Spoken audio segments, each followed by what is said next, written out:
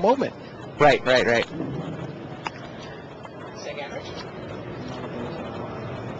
Okay, Hebke did a double mulligan in this game. We're pretty early. Hebke, though, is up a game. Zach Hill's got an Esper Dex flashing just enough red to support a Banefire. I really think it's more of a zombie deck. Esper Stormblade comes down.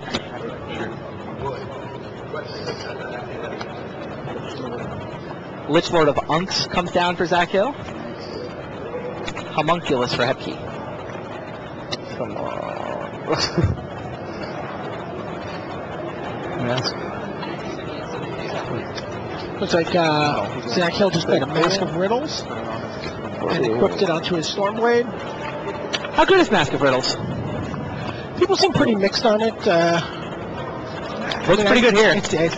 Yeah, exactly. It seems fine. I mean, I find that there's a lot more sort of random artifact creatures that can block. Oh, sure. Because of all the Esper stuff. It's funny, talking to Zach during deck building, he likes the card. He's had 2 of them in the deck. He's looking at the 2, he's looking at the double Infectious Horror that he's running. Right, the Infectious Horror seems, okay, Crystallization on Stormblade here. That'll turn off the mask for now. And then a Court Homunculus from Hebke. Alright. It can block a fear creature, an unusual ability for a white creature. Sure. So Zach's own description of his deck is a little bit loose. Yeah. Like Infectious Horror with 2 tribal effects and the 2 masks. He's like, he thinks it all kind of combos together and becomes good. But I mean, those cards are controversial. Zach's sitting on 14, trying to fight back through a double mulligan. Still sitting on just 2 lands. Meanwhile, over at the Kibler match, Caldera Hellion just undid a lot of hard work from Kibler. Couldn't kill those walls of denial, though. Did not kill the walls of denial, shockingly. Sure.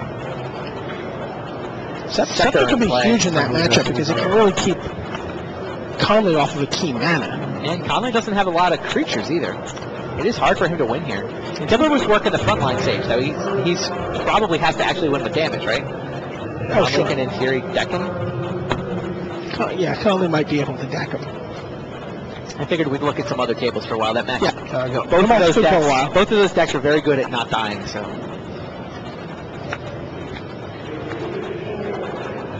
see the Unks zombie Lich Lord in play. No. Should I get a zombie wizard token from somebody somewhere? all right, Soul. Gotten his second pick in action. 8/8 Michael Law comes down. Right, so looking to even that match in a game apiece. Volcanic Submersion just took out Scepter Dominance over on the other table. Oh, Kibler loses his Scepter. That Volcanic Submersion has been a really smart main deck inclusion so far. Conley Woods doing very well with that. That sound you hear is Kibler getting all 3 of his mana. All exclusive black. In theory, the guy is blue and black. Does production care about that? Yeah. Zach Hill hoping someone has tokens for his Lich Lord. Blue-black tokens is what he was asking for. That's what it makes. Blue-black tokens.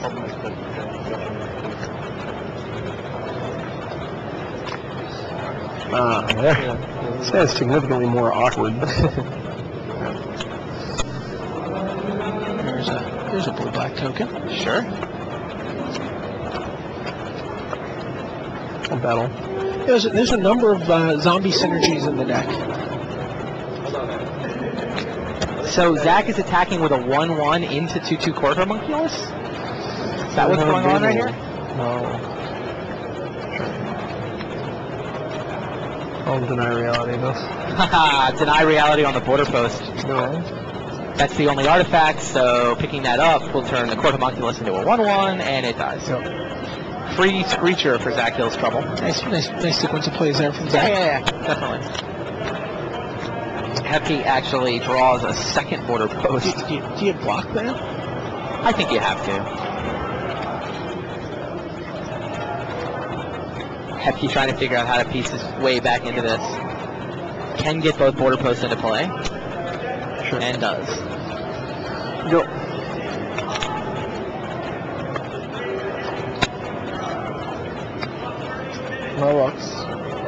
So it sounds like we have 23 people in Redmond at the Games and Gizmos. Cool. People getting their draft on over there as well. I'm sure. Drafting some Alara block. Again, if any of those guys are on Twitter, I'd love to hear what they thought of Kilbur's draft sequence. Sure. Is that Ethereum Abomination? Yep. So Zach Hill looking really good. Headkey double mulligan. He stumbled on mana. And here he's got Green, white, blue probably doesn't have a lot of board sweepers. Fair. Yeah, I can't even imagine some sequence of plays that he's able to really come back here. In time, anyway.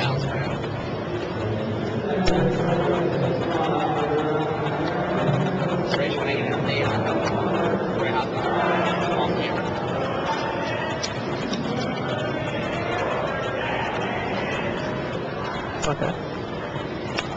So Mask moves over to the A-bomb. And getting in for 8. Yep. Crunching over. Heppy said go with access to 3 mana. It's got a Bandit Charm. And a Resounding Wave. You know what I think Heppy's best play is? Scoop him up. Don't show him those cards. He's not winning this game. He's not done yet. Alright, bounces the A-bomb. Turns off 4 damage. Still takes 4 down to 6. I just can't imagine.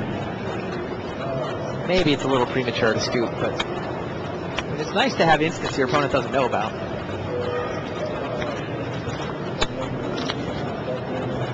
Ooh.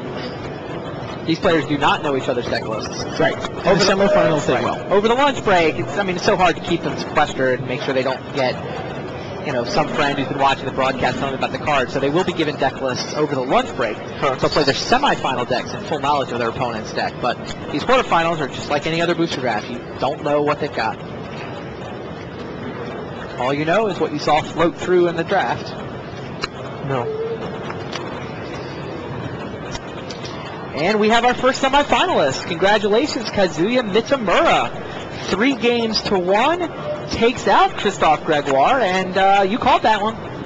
I really liked Gregoire's black red deck. It was kind of a collect call, though. It wasn't. I wasn't really committed. Confident. We both thought Gregoire's deck had the ability to just blow out Mitamura, but Kazuya got there. He'll be in the semis. Well, again, we saw the Stinger just completely negated Gregoire's early turns in Game 2. Grip full of action for Hepke, but not enough lands to get it done, and Michael Hepke loses. Zach Hill evens this match at 1 game each.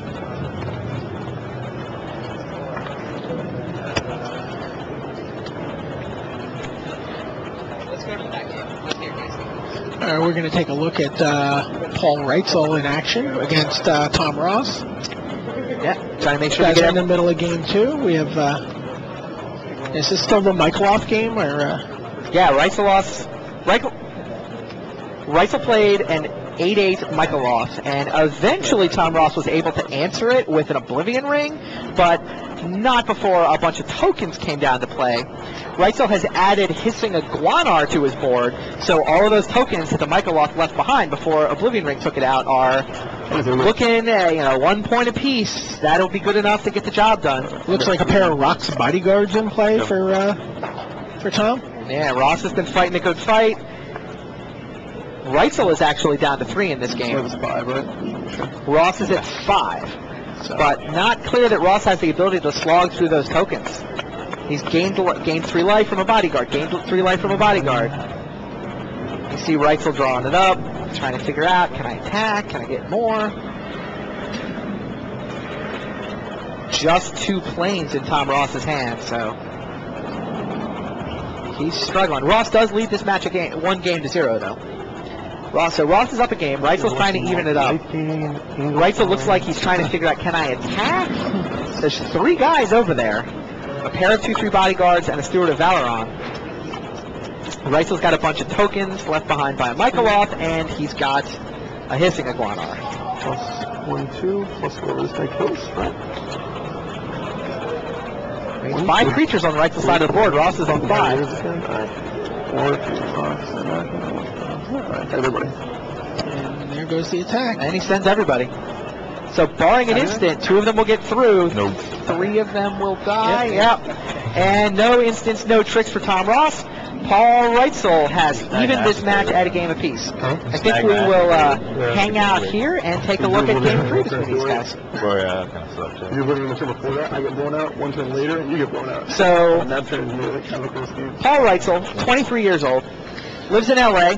He's got a job as a headhunter, actually. He's played on the Pro Tour about 20 times. Qualified here via Grand Prix Los Angeles, which was actually his 3rd Grand Prix top 8. And he said as long as they keep putting Grand Prix in Los Angeles, he'll keep playing on the Pro Tour. Yeah, it seems like every couple of years puts up another Grand Prix top 8, qualifies, and now between the Grand Prix points and this finish, he's back on the gravy train. He's up over 20 points already, so I So this suspect qualifies we'll him for Austin, qualifies him for Worlds. That's right. I mean, he'll be starting to ration that vacation time. It's funny. One of the stories I heard, he actually had a flight to go to Grand Prix Seattle and then go from Seattle to Honolulu, Honolulu back to LA. So he had the triangle flight set up for like $600. Pretty good deal. The problem was he couldn't get all the time off of work. So a week ago he actually canceled his flight. Couldn't get the time off work, canceled his flight. Gets to Wednesday of last week, and he's just like, I gotta go. I can't not go to Hawaii. So buys a new flight, skipped to the Seattle portion of the leg, but he came to Honolulu, crashing at the beach house. They're calling it the baller beach house. Like the rundown of pros at this beach house, pretty remarkable. Jelger Vigersma, Mark Herberholz, Brian Kibler, Ben Rubin, Gabe Nassif, Jamie Park, Noah Bookin, Dave Williams, Dan Burdick, Reitzel, all crashing in one giant beach house for the week. I think it's kind of funny when I guess Kibler was using his iPhone to Twitter about it. Right. It came out Ballet Beach House. The ballet, yeah, I saw that. I saw iPhone corrected baller to ballet, so that's so instead of the baller beach house, it's the ballet beach house. Historically, that might be the one that sticks. That's pretty funny. Meanwhile, playing against Paul Reitzel is Tom Ross. Tom is 25. He's a video game designer from Louisiana.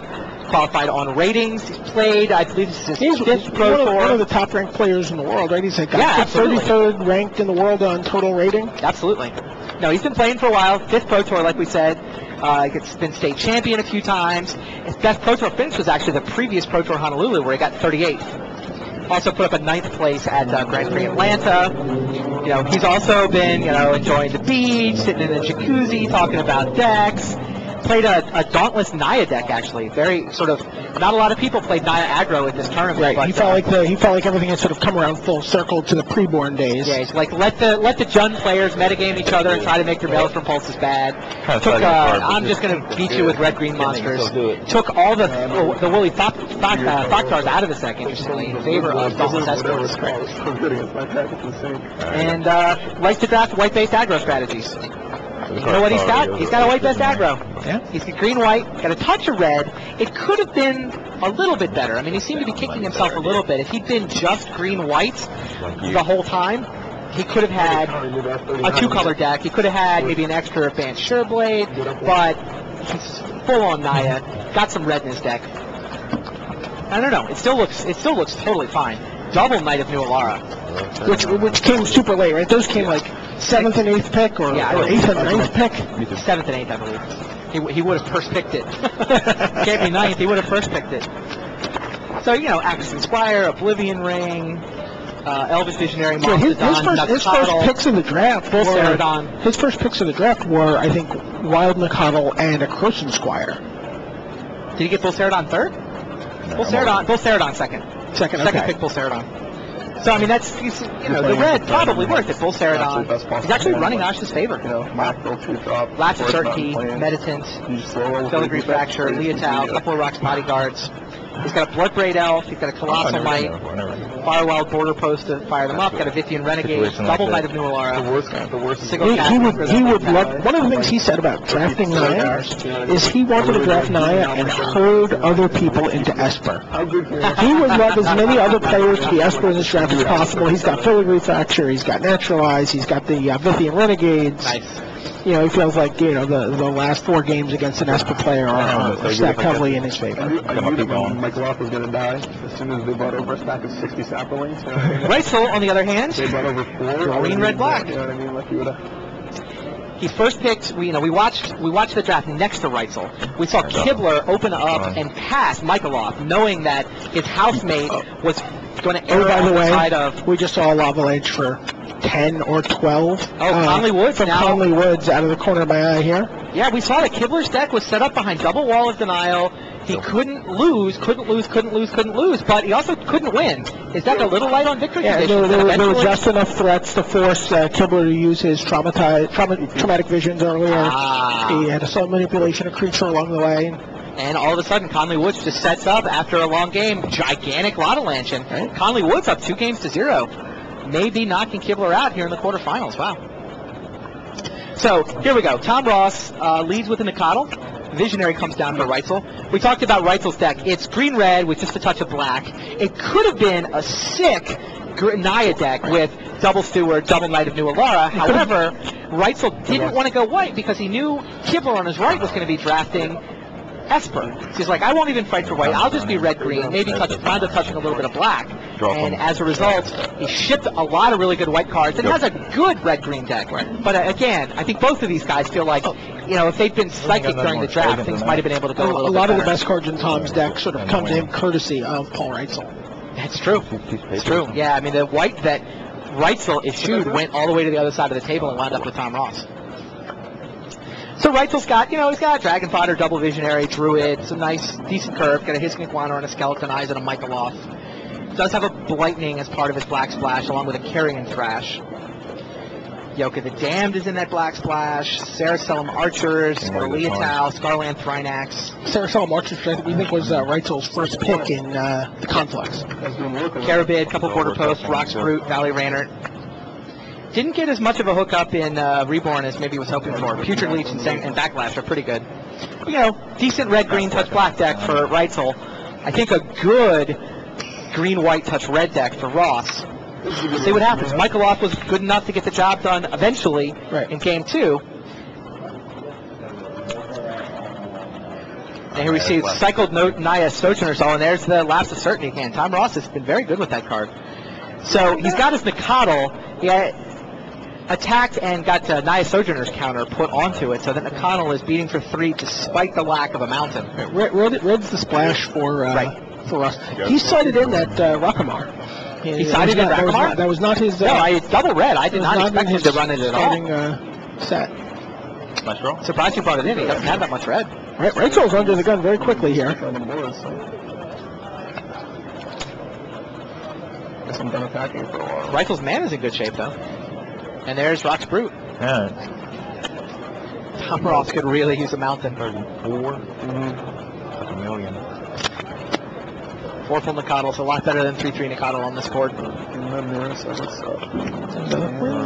Oblivion Ring. O-rings for Rock's Brute.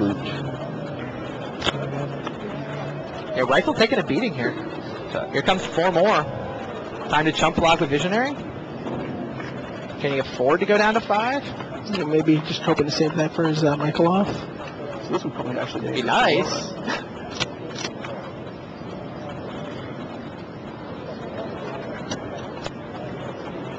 Reitzel's hand, Might of Alara.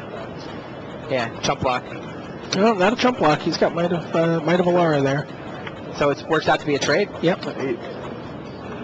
Take 1. Go. Cards? Yeah, it totally makes sense.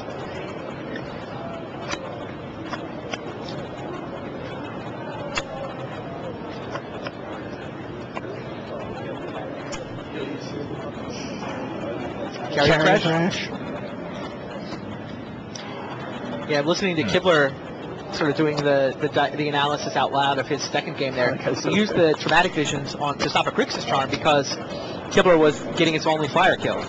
It's like, if I don't counter the Grixis Charm, he's just going to deck me. Or Avalanche for monstrous amounts. Go. Knight of New Alara. That is a 3/7 Grizzled Leotau. Yes, it is. So we were wondering about the amount of removal in Reitzel's deck before. It's pretty light.